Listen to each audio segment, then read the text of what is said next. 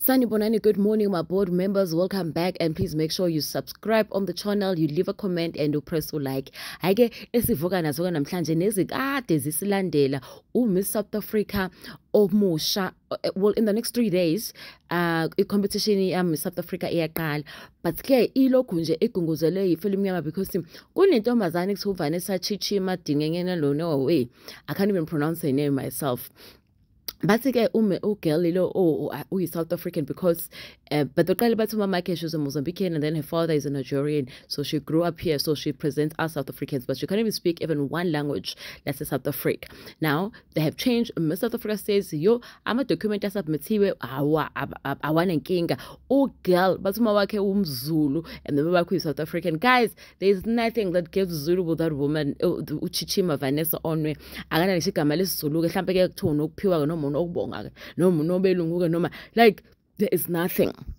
So Twitter has been fighting, but then behind that kunasosiya ababhengwayo abasebenzela urebolo yo guys yo mnango mina mthuzulu I can't pronounce the but this girl owens a talk show uRebohile kuthiwa kwebona ke bangaphansi kwa Miss SA bajola noSibari bangale yikho kade belwa ke bethi hey ugel uyi South African. Now ke uChris Lodumi ku Twitter usevele wathega uMinister uka Arts and Culture uGayton Mackenzie wathi my goat how do you feel about this Shanders?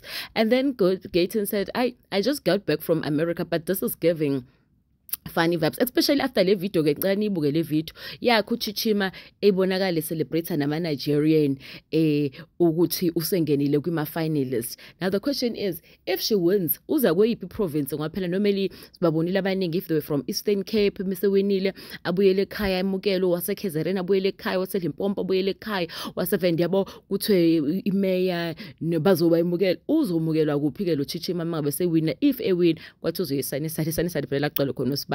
So ke sizolala saze namhlanje uGayton Mackenzie uzobuya athini. Siyamazi uGayton Mackenzie ukuthi unzima kulabantu bangari akabathandi nje uhlezi esho sabahambi. So abantu abaningi bathi ke if ukuthi uzalelwe kulo country ubaba uma wakho noma baba wakho kulo country howa lapho does not matter ukuthi uyini.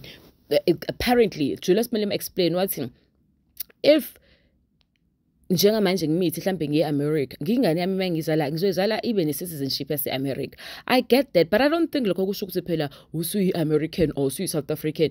If mina ngingayena if mina keke njengamanje ngiyi-Mozambican ngimithi ngizela eSouth Africa ngizala bathi ingane yami then i-South African, it does not make sense.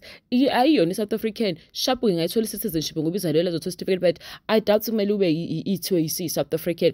Asazi ke silindile uGayton Mackenzie namhlanje asibukele nempendulo ukuthi uVanessa Chichiwe no lo uyi-South African na ukuze azorepresenta abo Miss South Africa. In the meantime ake nibuke ivideo shema untombazane celebrate nabangakubo ke hey asazi